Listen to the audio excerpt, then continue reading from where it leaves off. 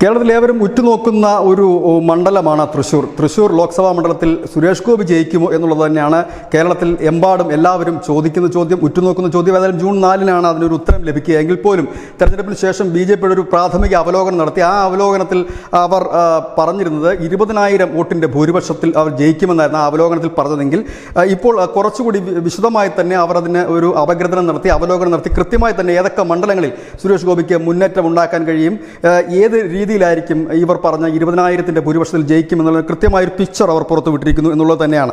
അതിൽ ഏറ്റവും കൂടുതൽ ഭൂരിപക്ഷം സുരേഷ് ഗോപിക്ക് ലഭിക്കുക തൃശ്ശൂർ നിയമസഭാ മണ്ഡലത്തിൽ തന്നെയായിരിക്കും. അവിടെ 10,000 വോട്ടിൻ്റെ ലീഡ് സുരേഷ് ഗോപിക്ക് ഉണ്ടാകും തൻ്റെ എതിരാളികൾക്കാൾ എന്ന് BJP കണക്ക് കൂട്ടുന്നു. ഒപ്പം നാട്ടികയിലും ഇരിങ്ങാലക്കുടയിലും 5,000 വോട്ടുകളുടെ വീതം ലീഡുണ്ടാകും. ഈ 20,000 വോട്ടാണ് സുരേഷ് ഗോപിയുടെ ഭൂരിപക്ഷമായിട്ട് ഉയരുന്നത്. കഴിഞ്ഞ തവണ മത്സരിച്ചപ്പോൾ 2,93,822 വോട്ടുകളാണ് സുരേഷ് ഗോപി പിടിച്ചതെങ്കിൽ ഇത്തവണ അതിനേക്കാൾ 60,000 വോട്ട് കൂടി അധികം നേടാൻ പാർട്ടിക്ക് കഴിഞ്ഞിട്ടുണ്ട് എന്ന് പാർട്ടി വിലയിരുത്തുന്നു. ഏതായാലും നേരത്തെ തന്നെ നമ്മൾ പറഞ്ഞിരുന്നു, ഗുരുവായൂരിലടക്കം സുരേഷ് ഗോപിക്ക് അനുകൂലമായ ചില കേന്ദ്രങ്ങളിൽ നിന്നും വലിയ രീതിയിൽ തന്നെ വോട്ട് വന്നിരുന്നു BJP വിലയിരുത്തുന്നുണ്ട്. ഏതായാലും ഇത് BJPയുടെ ഒരു വിലയിരുത്തലാണ്.